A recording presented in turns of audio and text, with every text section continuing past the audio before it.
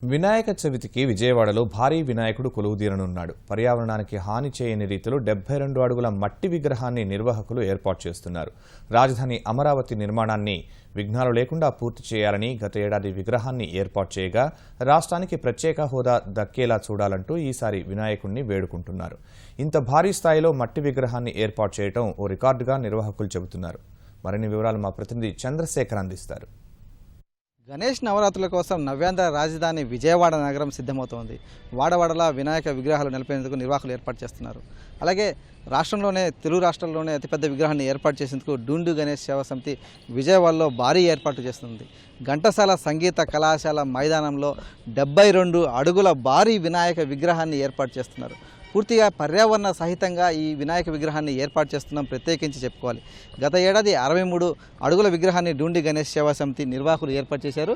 అప్పుడు వచ్చినటువంటి రియాక్షన్, అప్పుడు వచ్చిన స్పందనను బట్టి ఈసారి ఆ ఎత్తు మరింతగా పెంచి 72 అడుగుల ఎత్తులో ఈ పర్యావరణ సహిత వినాయకుడిని ఏర్పాటు చేశారు. కైలాస గణపతి సిద్ధి బుద్ధి సమిత కైలాస గణపతిని ఇక్కడ ఏర్పాటు చేస్తున్నారు.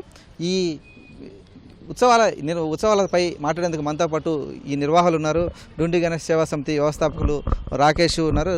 రాకేష్ గారు, చెప్పండి, ఈసారి ఎలా చేయబోతున్నారు, ఏంటి? పోయిన సంవత్సరం కంటే కూడా ఈసారి అంగరంగ వైభవంగా కార్యక్రమాన్ని రూపుదిద్ది చేయడం జరుగుతుంది.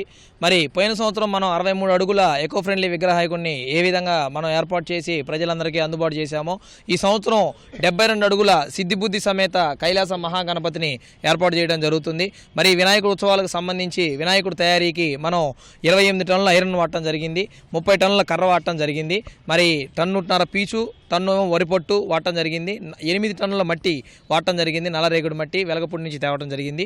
అదేవిధంగా ఈ సంవత్సరం భక్తాంజనేయ తేపేశ్వరం వారి స్వీట్ షాప్ వారు ఆ లడ్డూని 8500 కేజీల లడ్డూని ఉచితంగా ఏర్పాటు చేయడం జరుగుతుంది.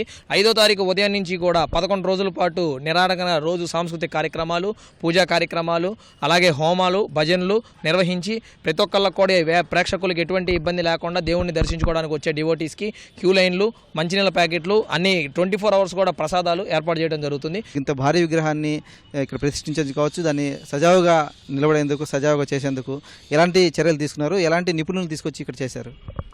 ఇప్పుడు ఆల్మోస్ట్ దాదాపు ఒక 18 టన్నులు ఐరన్ స్ట్రక్చర్ తోటి చాలా పటిష్టంగా నిర్మించడం జరిగింది.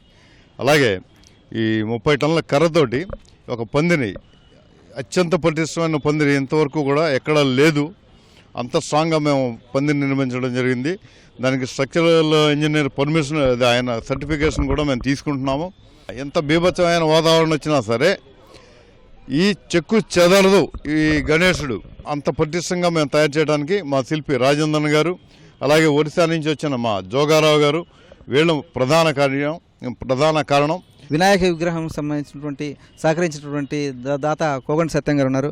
సార్, చెప్పండి, ఎట్లా గత ఏడాదికి ఈసారికి ఎలాంటి మార్పులు ఉన్నాయి? ఈ ఏడాది ఇంకా గొప్పగా చేయాలనే ఉద్దేశం అండి. ఎందుకంటే గత ఏడాది 63 అడుగులు గణపతి స్వామిని పెట్టి ఫస్ట్ ఆంధ్ర రాష్ట్రం విడిపోయిన సందర్భంగా మనం ఇక్కడ గణపతి స్వామి పూజ చేసుకుంటే, మరి రాజధాని స్థాపించడానికి చంద్రబాబు నాయుడు గారి నాయకత్వంలో విజయవంతంగా జరగాలనే ఉద్దేశంతో ఫస్ట్ మనం చేయడం జరిగింది. ఈసారి దానికన్నా ఎక్కువ ఈ ప్రత్యేక హోదా రావాలని చెప్పే ఉద్దేశంతో పోయిన సంవత్సరం 15 లక్షల మంది దర్శనం చేసుకున్న వాళ్ళు కూడా మనం రాజధాని నిర్మించుకోవాలని చెప్పి కోరుకుని ఆ భగవంతుని ప్రార్థించారు. ఈసారి కనీసం నేను అనుకుంటున్నా 30 లక్షల మంది ప్రజలు వచ్చి ఇక్కడ భగవంతుని ప్రార్థిస్తారు. ఏమని? మనకి ప్రత్యేక హోదా రావాలని, ప్రత్యేక హోదా మనం సాధించాలనే ఉద్దేశంతో చాలా బ్రహ్మాండంగా పోయిన సంవత్సరం కన్నా బాగా చేయాలనే ఉద్దేశంతో చేస్తున్నాం అందరం కలిసి. మొత్తం ఈ గణపతిని కూడా పర్యావరణ సహితంగా పూర్తిగా మట్టితో ఏర్పాటు చేశారు. అలాగే విగ్రహం పైన రంగులు కూడా సహజ సిద్ధమైన రంగులు వాడారు, ఎందుకంటే పర్యావరణానికి ఎలాంటి ఇబ్బందులు లేకుండా ఉన్నాయి. అలాగే ఈ వినాయక నిమజ్జనం సందర్భంగా భారీ ఊరేగింపు, డప్పు శబ్దాలు, అలాగే ట్రాఫిక్ జాములు ఇలాంటి సమస్యలు ఎదురవుతుంటాయి. అలాంటి సమస్యల నుంచి కూడా నివారించేందుకు వీలుగా విగ్రహాన్ని ఏర్పాటు చేసిన చోటే నిమజ్జనం చేసేందుకు వీలుగా ఇక్కడ నిర్వాహకులు ఏర్పాటు చేస్తున్నారు. దీనిపై మనతో మాట్లాడేందుకు నిర్వాహకులు పద్మ గారు ఉన్నారు. మేడం, చెప్పండి, ఎలాంటి చర్యలు తీసుకోబోతున్నారు పర్యావరణానికి హాని చేయని రీతిలో ఈ విగ్రహాన్ని నిమజ్జనం చేయడంలో కావచ్చు, లేకపోతే నిర్వహించడంలో కావచ్చు? మీడియా ప్రతినిధులు అందరూ పిలిపిస్తున్నారు, అందరూ మట్టి గణనాథుల్ని పూజించాలి అని చెప్పి. మేము దానికి స్ఫూర్తిగానే లాస్ట్ ఇయర్ నుంచి కూడా మేము మట్టి వినాయకుడినే చేశాము. ఈ సంవత్సరం 72 అడుగుల మట్టి గణపతిని, అది కూడా కలర్స్ కూడా వాటర్ కలర్స్, పర్యావరణానికి ఎటువంటి హాని కలగకుండా చేయడం జరిగింది. అలాగే ఊరేగించి ప్రజలందరికీ ఇబ్బంది కలిగించి, అలాగే మనకున్న కంజెస్టెడ్ రోడ్స్లో ప్రజలకి ఇబ్బంది కలిగించకూడదన్న ఉద్దేశంతోనే మేము లాస్ట్ ఇయర్ కూడా ఇక్కడే నిమజ్జనం చేయడం జరిగింది.